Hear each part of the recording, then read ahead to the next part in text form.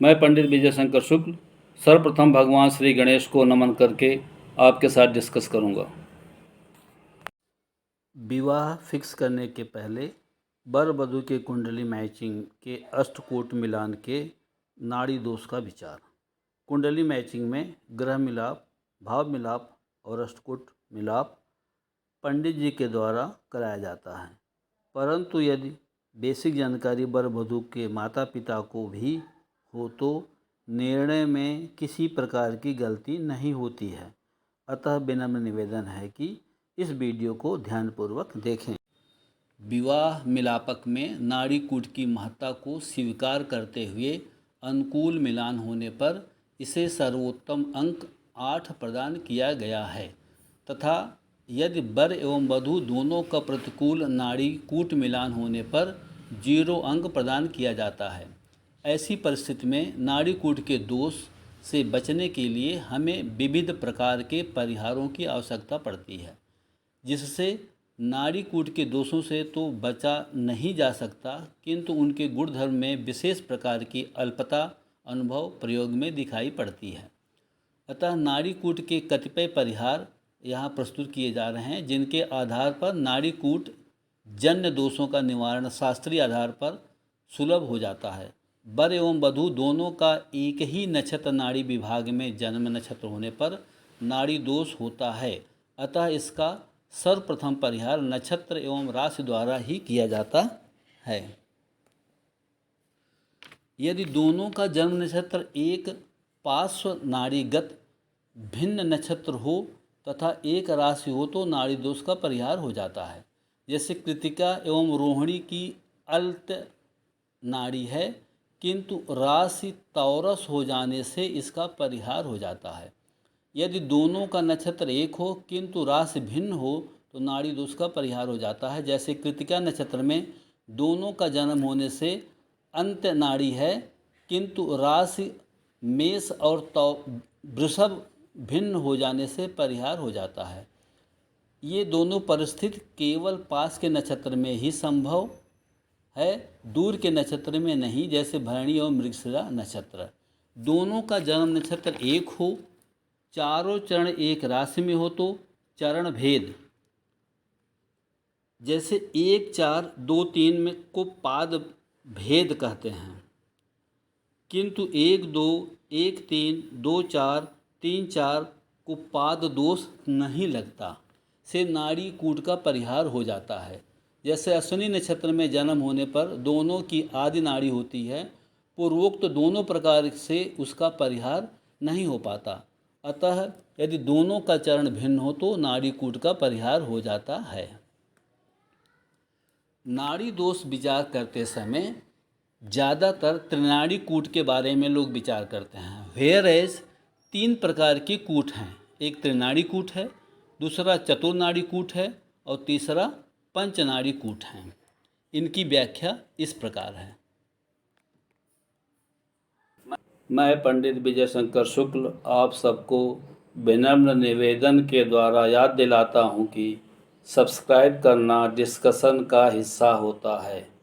Hence subscribe करें और video के अंत तक प्रेजेंट रहें। Thank you. पहला त्रिनाड़ी कूट, जिस पुरुष या स्त्री का जन्म नक्षत्र के चारों चरण एक ही राशि में हों, केवल उसी के लिए त्रिनाड़ी चक्र का विचार करना चाहिए।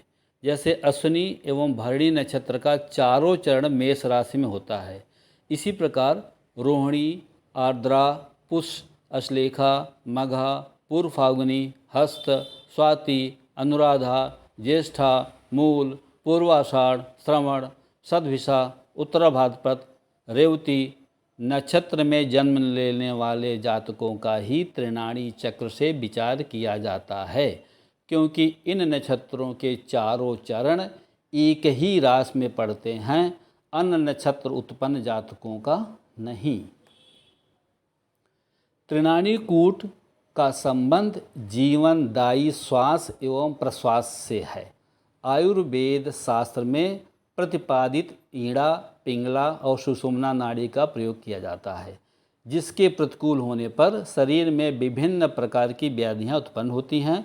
अतः यदि वर वधू के जन्म नक्षत्र जन्य नाड़ियों में भी प्रतिकूलता होती है तो विवाह अशुभ होता है।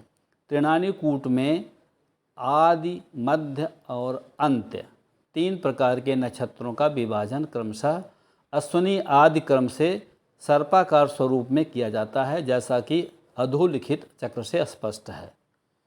आदि के कौन से नक्षत्र हैं जरा सुनिए। अश्विनी, आर्द्रा, पुनर्वस, उत्तरा फाल्गुनी, हस्ता, ज्येष्ठा, मूल, सदभिषा, पूर्व फाल्गुनी पूर्व भाद्रपद। मध्य के कौन से हैं?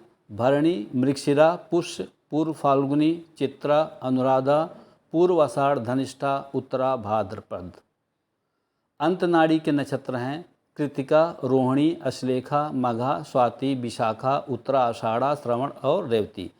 तीनों नाड़ियों में 9 नक्षत्र हैं। उपर्युक्त चक्र के आधार पर किसी की भी नाड़ी सरलता से जानी जा सकती है। यदि किसी का जन्म नक्षत्र आर्द्रा है तो उसकी नाड़ी आदि होगी। इसी प्रकार अन्य का भी जानना चाहिए। नाड़ी कूट मिलान में यदि वर एवं वधू की एक ही नाड़ी हो जाए तो अनिष्ट करने वाली होती है।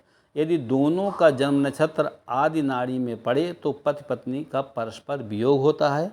यदि दोनों की मध्य नाड़ी हो तो वर एवं वधू दोनों की मृत्यु तुल्य कष्ट या मृत्यु होती है, तथा यदि दोनों की अंत्य नाड़ी हो तो वैधव्य एवं दुख करने वाली नाड़ी होती है। इस प्रकार मेलाप में नाड़ी कूट का विचार किया जाता है। यदि दोनों की नाड़ी भिन्न हो जाए तो किसी प्रकार का दोष नहीं होता और वैवाहिक जीवन सुखमय प्रतीत होता है। जैसे पुरुष की नाड़ी आदि तथा स्त्री की नाड़ी अंत या मध्य, या पुरुष की नाड़ी मध्य, कन्या की अंत या आदि हो। चतुर्नाड़ी कूट। जिस जातक का जन्म 3 चरणों वाले नक्षत्र में हो उसी के लिए चतुर्नाड़ी कूट का विचार करना चाहिए। चतुर्नाड़ी में 28 नक्षत्रों का विभाजन 4 प्रकार से किया जाता है। नक्षत्रमाला में जिस प्रथम नक्षत्र का तीनों चरण एक ही राशि में पड़ता हो उससे ही चतुर्नाड़ी कूट का प्रारंभ होता है। जैसे सर्वप्रथम कृतिका नक्षत्र का तीनों चरण वृषभ राशि में होने से चतुर्नाड़ी कूट का प्रारंभ कृतिका नक्षत्र से होता है। चक्र इस प्रकार है, जैसे पहले में है कृतिका, मघा, पूर्व फाल्गुनी, ज्येष्ठा, मूल, पूर्व भाद्रपद, उत्तर भाद्रपद। दूसरा ग्रुप है रोहिणी, अश्लेखा, उत्तरा फाल्गुनी, अनुराधा, पूर्वाषाढ़, सदभिषा, रेवती।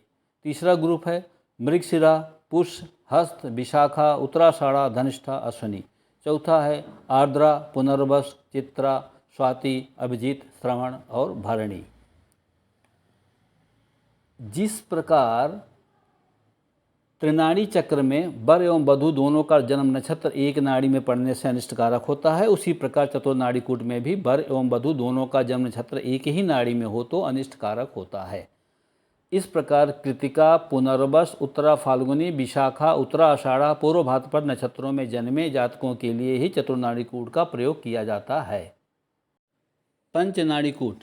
त्रिनाड़ी कूट एवं चतुर्नाड़ी कूट की तरह ही पंचनाड़ी कूट का प्रयोग किया जाता है। पंचनाड़ी कूट में नक्षत्रों का 5 भागों में बांटकर वर्गीकरण किया गया है। जिस नक्षत्र को 2 चरण एक ही राशि में पड़ते हों उसी नक्षत्र से पंचनाड़ी की गणना प्रारंभ की जाती है। जैसे नक्षत्रमाला में सर्वप्रथम मृगशिरा नक्षत्र को 2 चरण एक ही राशि में पड़ता है, अतः पंचनाड़ी कूट की गणना मृगशिरा नक्षत्र से प्रारंभ किया जाता है। पंचनाड़ी कूट का चक्र इस प्रकार है।